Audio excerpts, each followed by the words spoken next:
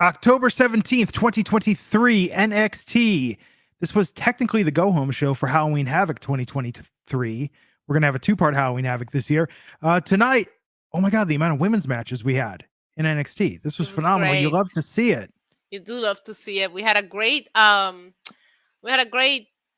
Night Raw too, with a lot of women's segments and matches and good storytelling, good matches being booked. So I'm here for all of this. It's a new era in WWE, and that tease when we went off the air tonight, like they're teasing Jade Cargill in all the shows, and I'm kind of here for it.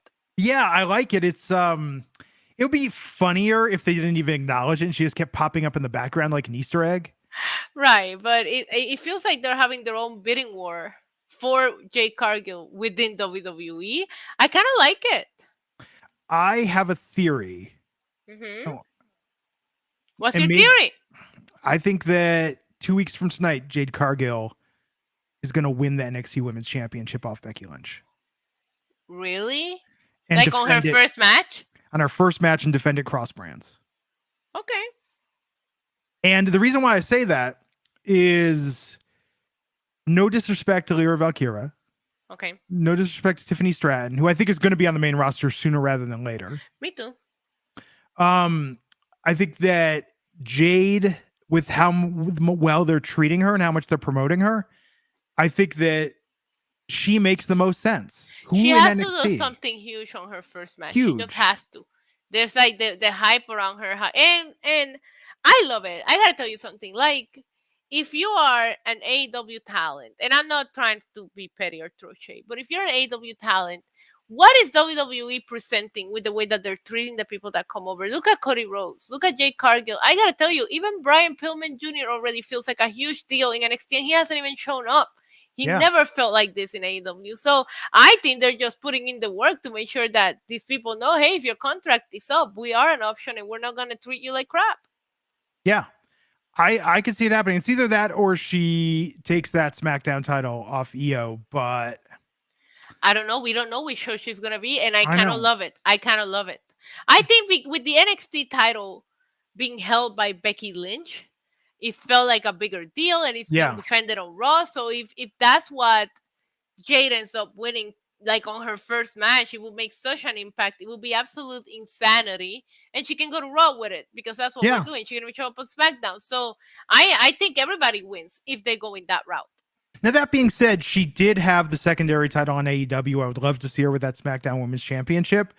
But I think with her gimmick of being so dominant and undefeated, that's going to be harder to pull off on the main roster. Whereas with NXT, she can defend that everywhere.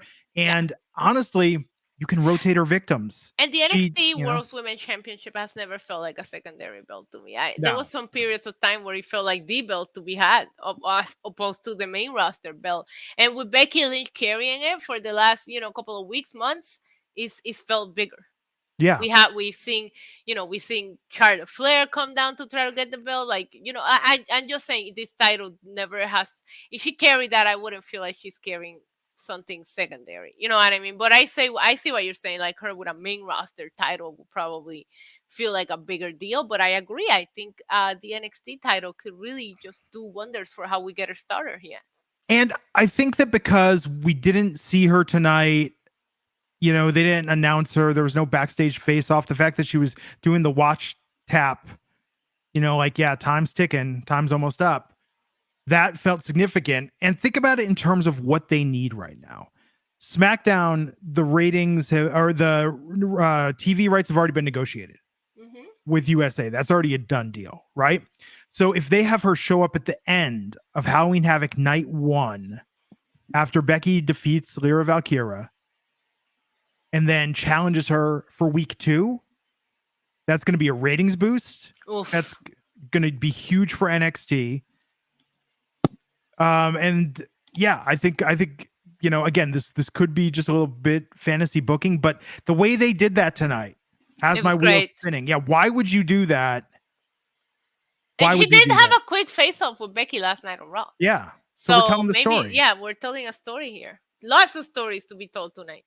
Yeah, NXT, the most entertaining love NXT wrestling show. tonight flew by.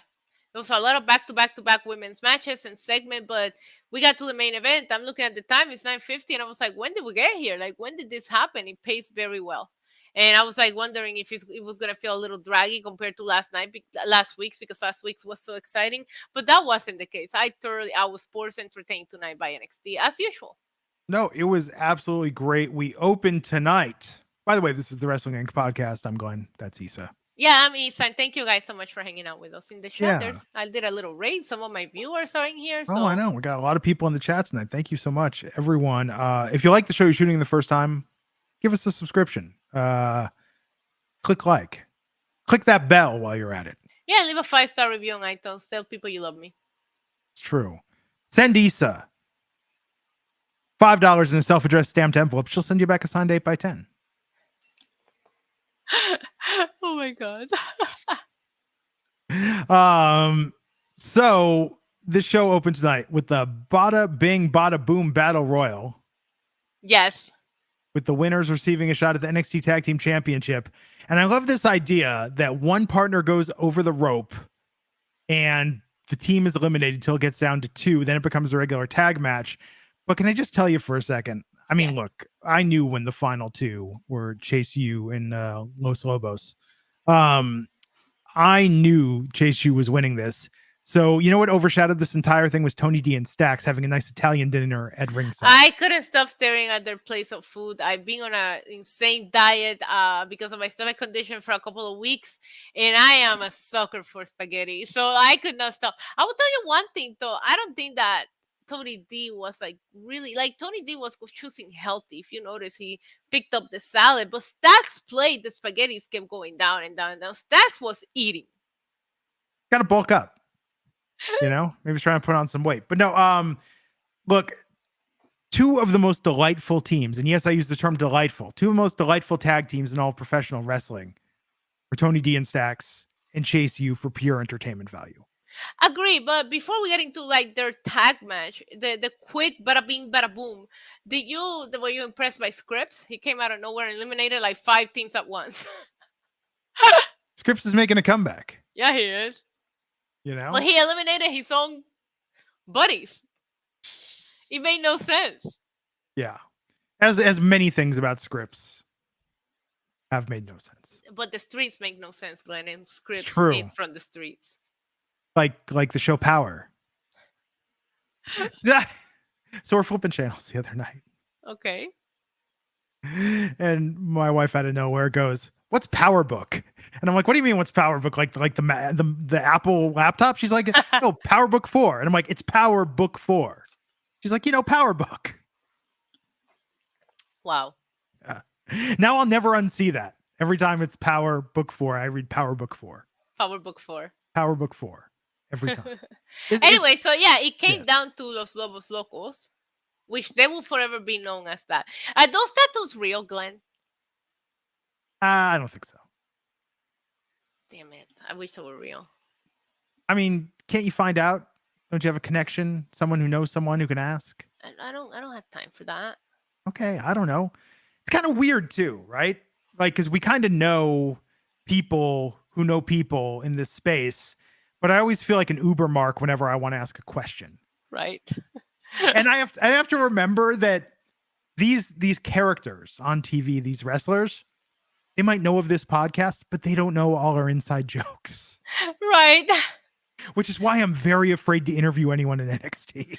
They do know about us. When I went to the WrestleMania media scrum, I was very shocked by it was Melo and Grayson Waller both knew about the Wrestling in podcast, and because Alfred was also there. Alfred was part of the podcast back then, and they knew exactly who we were because of the Wrestling in podcast. There's not a lot of NXT podcasts anymore. It's true. So there's only a handful of people that are still breaking down the shows and all that. So I'm not surprised. And NXT audience, I think, is like the talent is more aware of what people are saying because they're developing. They probably want to know what's working, what's not working, what are people enjoying. But yeah, when I went to a WrestleMania media day, both Melo and Grayson Waller knew me from this podcast. That's amazing.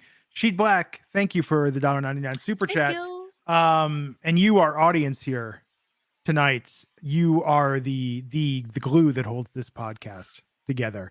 The the most powerful audience in all of professional wrestling podcasts, because you're watching NXT and you know what's up. I always say that on my I do watch alongs at Cheap Plug and YC Demon by YouTube. I do watch alongs, and I always say the people that pull up on Tuesday, those are the real ones. They are. It's the best. It's the absolute best. Yep. So we're gonna have Chase U versus the family. That's Tony D and Stacks, not like P. Diddy and the family, but Los Lobos Tony lost. D. Do you think the grandpa's disappointed? He's gonna haunt them. They're gonna have a dream. I thought the grandpa never mind. What did the grandpa help them win? There's so many things I would do differently if I was booking this, and that would be one, that they'd be able to like channel the spirit. Yeah, like the craft, you know? Yeah, well, I mean, no, but that would be cool. Like if they do some kind of like they just like get together in the beach, and then they invoke the spirit, and then one of them is good, but the other one turns super evil. Ooh, I like that idea. Yeah. Do you think that's why Isla Dawn and Alba Fire are going to break up? No, they're never breaking up. Don't tell me that. Well, they cursed those tag titles. We got a video from Blair Davenport who challenged Gigi Dolan to a match at Halloween Havoc. It's going to be a lights out match. Yeah. Oh, and Lexus King. Don't call him Brian Pillman Jr. Love this. I love this. He went in on his dad, and his father's dead. Sorry, I had to channel Christian Cage there. But he said that his dad spent more time at a hotel room than he ever did with him, that he didn't know him, and that he's going to make his name bigger than his dad's ever was. Like, this man is cutting promos on his dead dad. Christian Cage is shook somewhere. Yes. Now, does Lexus King sound more like a luxury car or a luxury bed? Ooh. Maybe both. What if it's a car with a bed? Like Pimp My Ride. I'm pretty sure they did that on Pimp My Ride at some point. Oh, yes.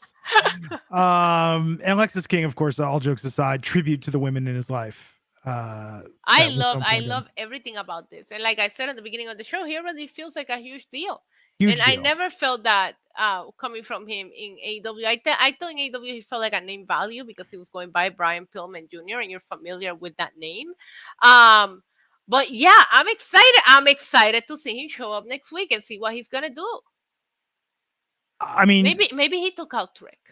We'll get to that. Oh, I like that idea. Hadn't even thought about that. Maybe he took out Trick. He wants to make a, hey, listen, you never know.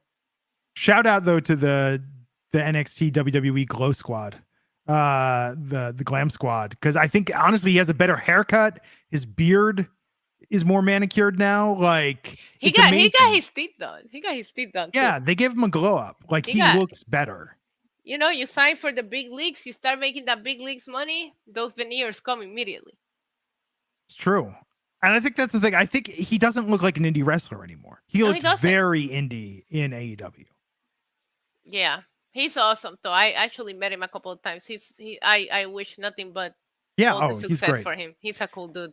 But that's going to be interesting though, him doing this character that's so like at odds with his deceased father.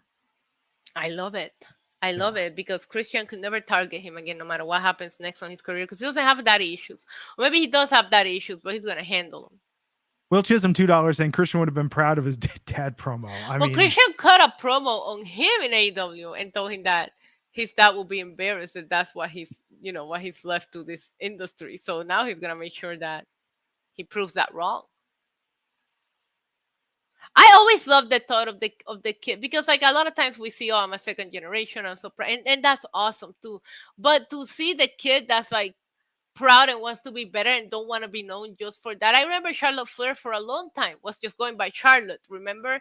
And then like I feel like Ric Flair being her dad is like a bonus now because she's so good and she established her career. It's there, but it's not what you know her by. When at the beginning of her career, that's all people talked about. I think this guy's gonna come in and maybe try to make the same kind of impact, where that is just an added fun fact to the things that he's gonna be able to accomplish. Book the right way. Okay, but when he goes to the main roster, what? Does he change his name back? No. Okay, we'll see. We'll see. Why would you go through all this and cut all these promos and then go right back to the name? Oh, then you're just full of crap. Nah, he's gonna come to terms like Julian Lennon did about his father. No cap. He better not be capping us. He better stick to what he's saying he's gonna do and do it. You don't think they don't bring in Stone Cold at some point? Oh my God, I could tell you the promo. I mean, like we're jumping like a year ahead on the Lexus King story. But you don't think that he gets to the top of the mountain, he becomes NXT champion, he has a successful Stone Cold shows up with a gun? No, actually amazing. Now that I think about it. Yeah, I would. Okay, so Stone Cold shows up, and then Lexus King is afraid of Stone Cold at first because like, what are you here to do? What are you here to do? But then Stone Cold gives him the hard heart, and he's like, "You don't understand how much your dad loved you, and we spent all the time on the road, and all he talked about you, how proud he was of his son, and yada." Like, I'm telling you, there's a way to babyface this and have him come to terms with his dad's name before he goes to the main roster. No, I don't like baby faces, so no. Okay, we shall see. I mean, I don't know. Remember, Alfred was always adamant that Braun Breaker is going to be like Rex Steiner on the main roster or something. We don't talk about Alfred no more. We all know he was wrong in most of his takes. We just had to deal with him because we get paid to. Shout out to Alfred. We miss you, buddy. For the record, I miss you. I miss you, buddy. Like listen. I would talk this crap to Alfred's face too, so that's not a problem. Okay, so Carmelo Hayes comes out in a leather jacket to cut a promo. Baron Corbin comes out in a leather jacket to cut a promo. Dijak comes out in a leather jacket to cut a promo. And before they could break into Greased Lightning, they are arguing about who's going to be the number one contender. Dragunov appears. It's going to be a triple threat, but he says, but oh, no. I'm adding a fourth for a fatal four-way. It's going to be Trick Williams. And you think, what does this mean for Carmelo Hayes and Trick Williams and their friendship if they're both going to be competing to be the number one contender for the NXT championship? What did you think of this segment? I loved it. First of all, I loved the leather jacket. It was so obvious, right? And you were like, which jacket style do you prefer? It was at this point.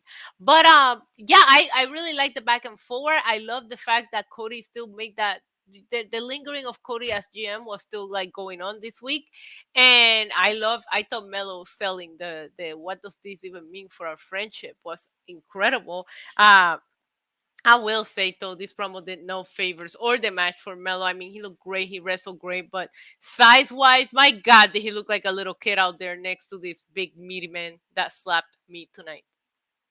It was a good promo. I think the Melo trick thing was really interesting. And I like in a way, they accelerated it now. Right. So spoiler, so Trick was attacked backstage, taken out of this match tonight. And the question's going to linger. Who attacked Trick? All right, here's my options. Let us know in the chat or in the comments if you're watching after the fact.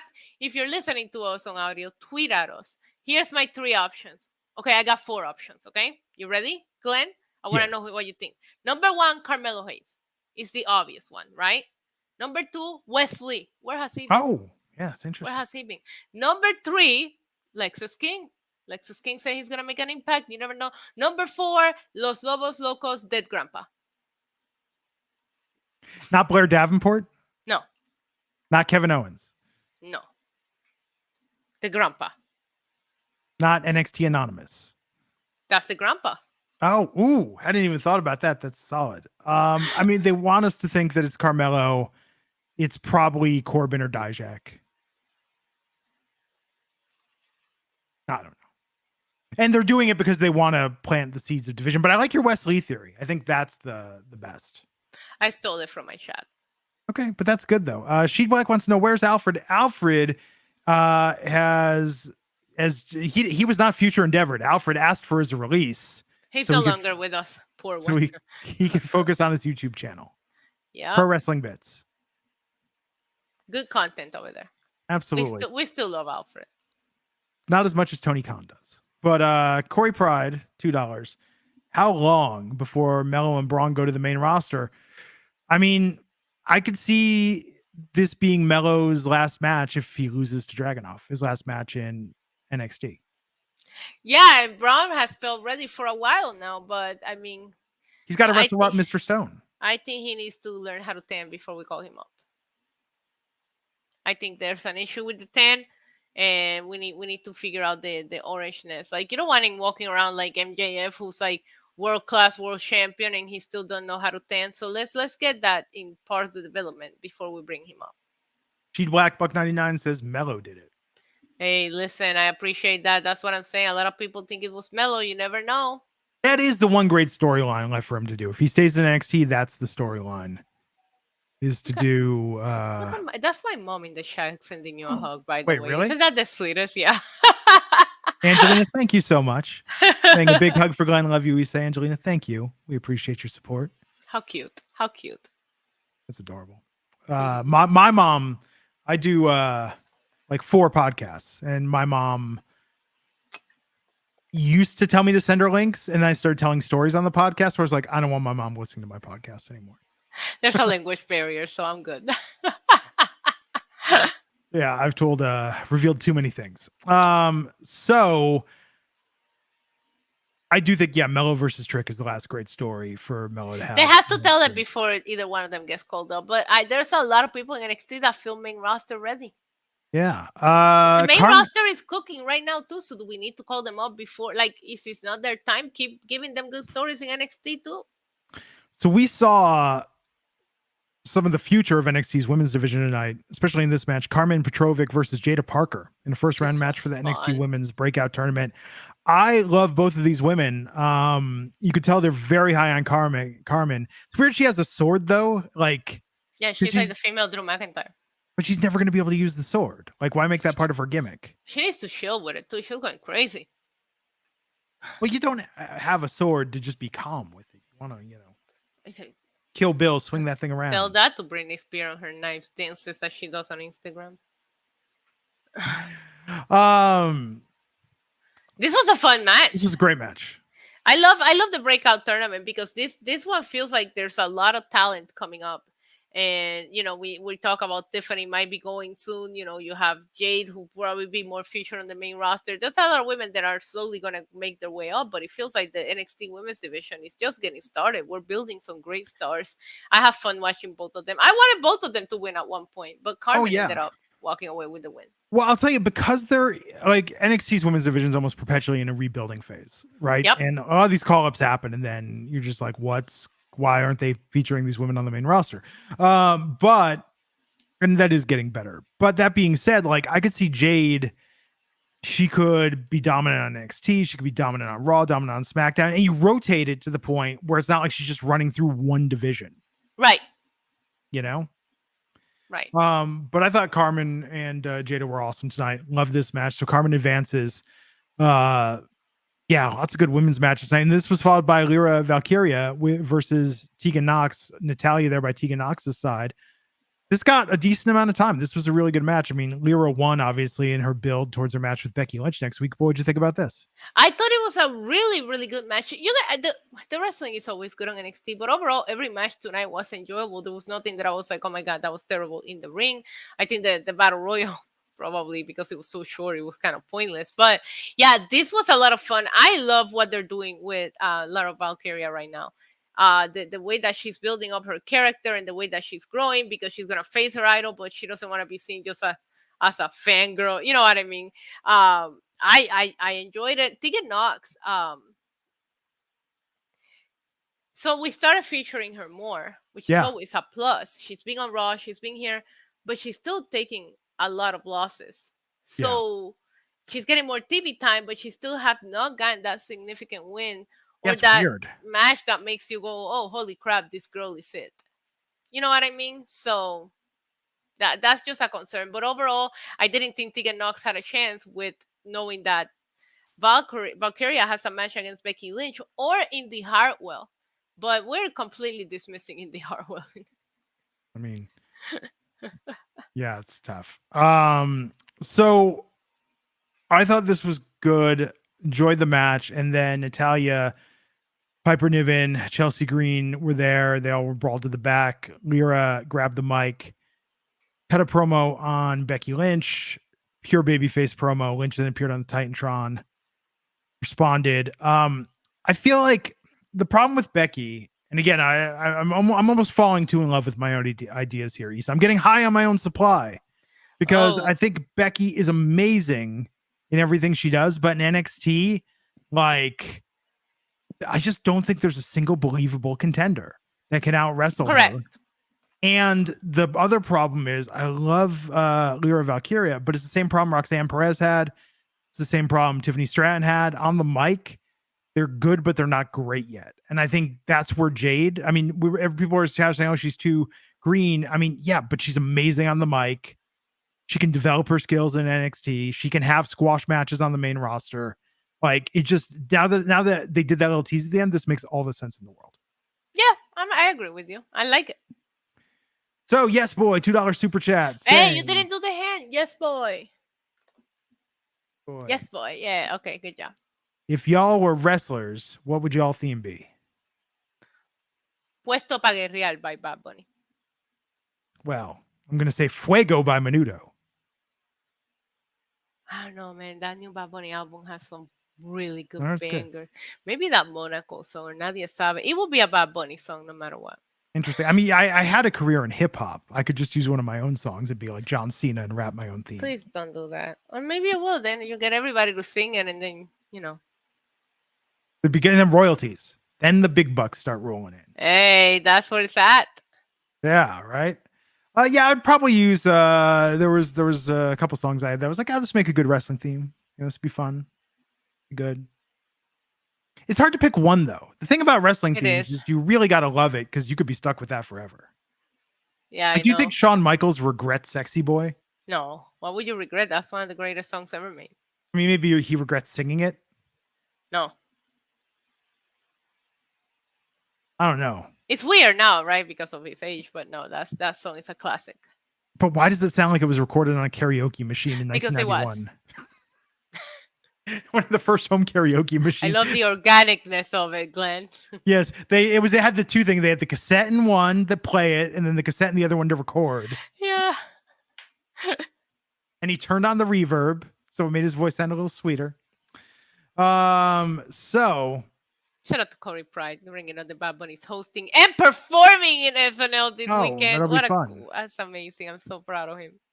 Carmelo confronted Trick backstage. They were talking about what John Cena said to Trick about whose time it is. And yeah, this was good. This is really what set up quite nicely the surprise attack. Yeah, but they said, Melo said you should have let me know ahead of time so we could have came up with a game plan. Melo was planning on attacking this man the whole time. He said, you would have told me ahead of time, we would have cut the brakes off your car or something. You know, now I got to attack you backstage. We had Gigi respond to Blair Davenport for their lights out match. Do they gimmick that wheel before they spin it? They have to. Yeah. They've done it live on the air before, but it's still probably gimmicked. Yeah. These are the things I think about. I love it. Someone from NXT watches this podcast. Do me a favor. DM me on the X, on the Twitter, and just tell me how they gimmick the wheel. That's all I want to know. Or do they do multiple camera takes? They have somebody behind it, and it's like a two-side, and then that person stops it. Interesting. There was like some stuff behind it. Somebody could just be like hiding in those boxes and stops it. I like my theory. What if I'm the person, like, I will get paid so much more? Like, I'll be like, if you want me to do that, you got to pay me. I'm not just going to stop your freaking wheel just because. You want me to lie to the public and be complicit in your conspiracy? I best be getting paid. Oh, yeah, I could ask Eric Bischoff. That's a good idea. Yes, boy. $2. What would be your finisher? I would like super kick someone with my high heels on and like poke their eye out with it. My like fatality. That's like a fatality finisher. You know what I mean? Yes. Issa would literally would blind people in the ring. It'd be great. I'd probably use what should be Sami Zayn's finisher, which is the blue thunder bomb, the sit down thunder bomb. That always looks amazing. I don't know why that's not his finisher. Because it doesn't finish matches. Isn't that the whole point of a finisher? But you could put it right into the pin. It makes so much sense. I mean, I'm not gouging out their eyes, Issa. That's so much better. Then why don't you just have your finisher be like, what was it, Joker in the Mortal Kombat versus DC, where he just pulls out a gun and shoots somebody? Yeah. That should be Arn Anderson's finisher. Or that member of FTR whose name is escaping me. Cash Wheeler. Yes, Cash Wheeler. Good Lord. Isn't it weird how we all stopped talking about that, by the way? I mean, yeah, because everybody just like everybody was going crazy, and then we just found out like, oh, it was just a road rage, and he just flashed his gun, and it doesn't feel like it was like he didn't even feel gangster no more. Actually, that would be an amazing finisher where you just pull up your shirt, you go problem, and then they like fall down and pin themselves. What the hell? Because they don't want any trouble, you know? I love that. Yeah. There you go. No, the hoover kick makes no sense. MDB 999. The hoover kick looks like it hurts Sammy more than it hurts the opponent. He's gonna pull something. Sammy hurts Sammy. Sammy existing hurts me. Von Wagner 5 Klinger. Oh my god, this was the saddest thing I ever seen, and I still don't understand how he can't walk from that. Like, it makes no sense. Don't ask questions, Issa. Just all right, I'm sorry. Accept it. Sorry. So Von, we saw a very touching segment with Von Wagner in physical rehabilitation. You felt touched by it? Where did it touch you, Glenn? Right here, Issa. Right here. I wonder what's up with Von in general. Isn't it weird? Von Wagner has had the weirdest series of stops and start pushes in NXT over the last years. I miss Solo Sikoa feud Von Wagner. That was the best Von Wagner. I feel bad though. I hope he's okay. Hope he's okay. But Mr. Stone's going to defend his honor. He's stupid. That's dumb. This is going to be the shortest match in NXT history. He's going to die. Or he's going to do like a Benny Hill and run around the ring, run backstage. He's still going to die. He's still going to die. So yes, Mr. Stone challenged Braun Breaker. Do you think that was like a moment of rage, and he like probably like now that he probably won't even sleep on it. He's probably laying in bed awake like, why did I do that? That was stupid. Why did I challenge Braun Breaker? Yes. Braun Breaker needs to learn how to tan. He was orange. I love that that's your main note. It disturbs me. Okay. So we had Shotzi versus Kiana James. I love Shotzi's fit. It was very Carol Baskin. This was a fun match, and Roxanne Perez made a little cameo, helping Shotzi win. I loved it. Grabbed Kiana's handbag. Mm-hmm. What's in that handbag? Well, she was rummaging through it. What's in the box? Sebastian's phone number. Who's Sebastian? Remember the guy she was cheating with? Oh my god, yeah. Oh wow, Glenn. Great throwback. That was Kiana James's biggest storyline in NXT when she wanted to buy the bar. I think her bigger storyline is how she get Asuka's number and get her to come to NXT. Because that I don't understand. I love her entrance with the helicopter animation. It's like a video game. It's like she's playing. It's like she's arriving in Streets of Rage or something. It drops down and then she hops out. Yep. I like it too. It's like cute. Contra. Fun match though. Yes, boy, $2 asking, will I be playing Spider-Man 2? I will. I'm absolutely going to play that when I get a chance. It looks amazing. I'll be getting it for the PS5. Yay.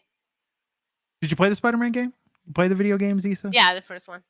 Yeah, it looks great. I thought the gameplay in the first I one was wasn't repetitive. really playing the game. I was just going around New York to see how accurate they really had the graphics. I mean, you know what I don't like about that? No, LA Noire had that problem. GTA has that problem. It's like, oh, great, I can drive up to this building and then I could do nothing. Like, I can't go into every building. It's like Microsoft Flight Simulator. Microsoft Flight Simulator is amazing. It uses real-time map data. Right. And so from the sky, it's like, oh, I'm flying over my town. This looks amazing. And then you crash the plane and you're like, this looks like when you would make the Mr. Rogers neighborhood out of milk carton buildings as a kid. That's how it looks when you're up close. Complete ass. So hopefully Spider-Man 2 is better. But no, love this. Love Shotzi getting a win. Yep. Then we had the Trick attack backstage. Carmelo and the referees checked on him. Poor Trick. And then Dominic Mysterio, Nathan Frazier. Dominic was getting interviewed, and at a moment somebody said something about Nathan Frazier, and he said, I didn't even know who he was until before. I wish he would have said, I don't even know who that is. That would have been so gangster. If Dom would have been like, I don't know who that is. If Nathan Frazier did this to Dom in prison, he'd be dead. And Rhea Ripley. Mommy.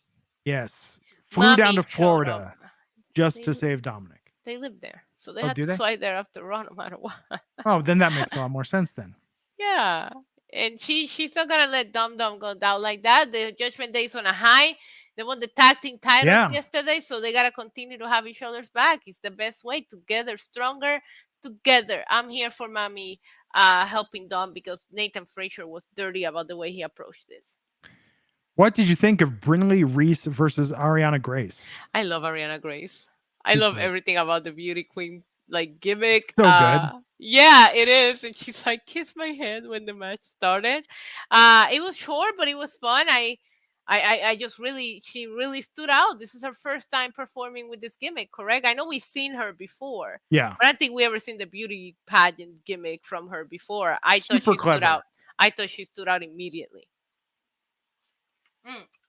And while I think Lola Vice is winning the whole thing, I think Ariana Grace is making it to the end. Really? Yeah. I don't know. I thought, what's her face with the sword? Oh, yeah, she's good too. But she's on the other side. Oh, that's true. But yeah, she's, I was going to say the other girl looked like a Sol Ruka wannabe.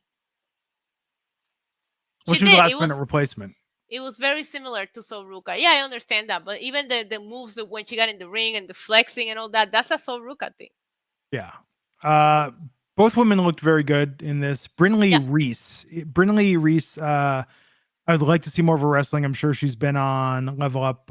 Look forward to checking out more of her matches. But that name is one of the least wrestler names I've heard in a while. Maybe that's what she was going for, Glenn. Okay. It's fair. It's fair. Yes, boy, with the $2 super chat. Issa, have you ever made a boy or an ex cry? Me, I could never. I'm a saint.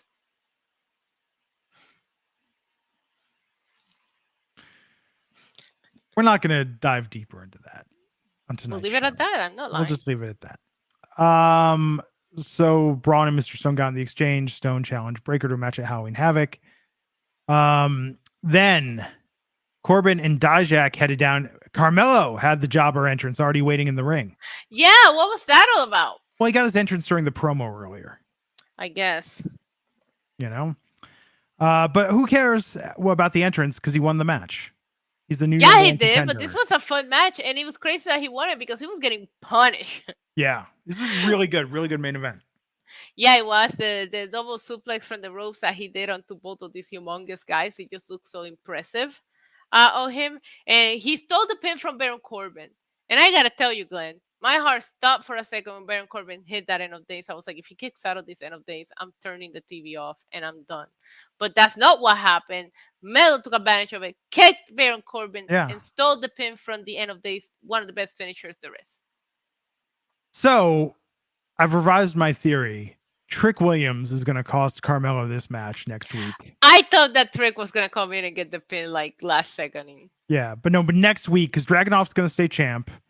And we're going to get Carmelo and Trick finally. I like it. And should pay off at deadline. We'll see. I'm not mad at this. I mean, there's so many things. There's so many ways that we can go. The one thing that I always knew, no matter what, was that Dijak was not winning. Yeah, man. Hard Justice just isn't running wild. Matrix Dijak is not it. Yes. Hard Justice, a tad flaccid. I prefer to call him Matrix Dijak. He looks like straight out of the Matrix. You know what I thought was weird this week, now that I'm thinking about this? It was weird that Chase U was there and we had Thea and JC like cheering them on. But this was like the biggest backseat they've had since they've teamed up. Yeah, but they didn't have spaghetti. What happened to the rest of the spaghetti? Shared it with the audience? Man, that'll be great. Issa's really craving spaghetti. I'm just craving food in general. I feel you. So Carmelo won. This was a great main event. We had a bit of an overrun, but look, the big news tonight is that Lyra Valkyria was backstage watching the action. She took that picture of her and Becky off her lockers and ripped it up, telling Becky that the women's NXT Women's Championship is hers. And she stormed off. And then Jade Cargill appeared on the TV screen watching the mats and tapping her watch because time is up. And maybe we're going to see Jade after that main event next week. Well, see, I don't think the ripping of the picture is necessary. Like, she has another one. It's digital. Yeah, she probably does. She probably does. Yeah, we all have backup. Now, the only other thing that could happen, Jade could show up after Charlotte and Io Friday. Hey, she's showing up everywhere. It's keeping us on our toes. Yeah. One of the two. Or maybe Raw next both. week. Maybe all three. Maybe she wins the championship on every. No, Rhea Ripley. You need to relax. Rhea Ripley is the only women's title that I'm positive is not changing hands anytime soon. Yeah, but she does have a crazy match coming up because they make that fatal 5-way. And talk about the big meaty men slapping me version of women. You have Nia Jax, you have Rhea Ripley, Shayna Baszler, Zoe Starks, and who am I missing? Raquel Rodriguez. Yeah. Like, that is my fantasy women's match right there. I'm excited for it. I think that's going to be Rhea's big... Well, I mean, not that she's had that many challenges. Not that she's defended the title that many times. But this is going to be rough for her to get through. So you said it's the women's version of Big Meaty Men. Yeah. You got to come up with a... You don't say big meaty women. That doesn't sound right. It doesn't. There's got to be a more tasteful way to say that. All right, I'll ask ChatGPT later. I'll get back. Hey, there you go. I like that. Yeah. Putting AI to good use. So yeah, that Jade cameo. That whole show, tonight's NXT was fun. So much fun. Halloween Havoc's gonna be great. 2 weeks, 2 Tuesdays in a row. I'm excited. Yeah, it's gonna be great. NXT best wrestling show, most entertaining wrestling show. Consistently entertaining. So good. Issa, what else you got going on? Nothing. People can find me on NYC Demon Diva. You can find me here on Tuesday, Wednesdays, and Fridays. And you guys can also find me on Lucha Libre online. And yeah, I do watch alongs. I watch all these shows with my YouTube community over there. It's a great time. You guys, if you haven't joined yet and you're in the chat, you should come check it out. You can find me online at Glenn Rubenstein on the X and the Twitter. X. I'm on Blue Sky, although I never really use it. Who uses that? Okay, Threads. I keep forgetting about Threads. Sundays doing Gigantic Pop with Matt Morgan and Raj Giri. This past week, we talked about Nightmare on Elm Street and Friday the 13th, and I told a very embarrassing story on the podcast. Oh, I haven't seen that episode yet. I have to go check it out then. Yes, it was very fun, very good. Matt and I gang up on Raj constantly, give him a hard time. It's a very fun podcast. Love that. Check it out on YouTube. Please subscribe.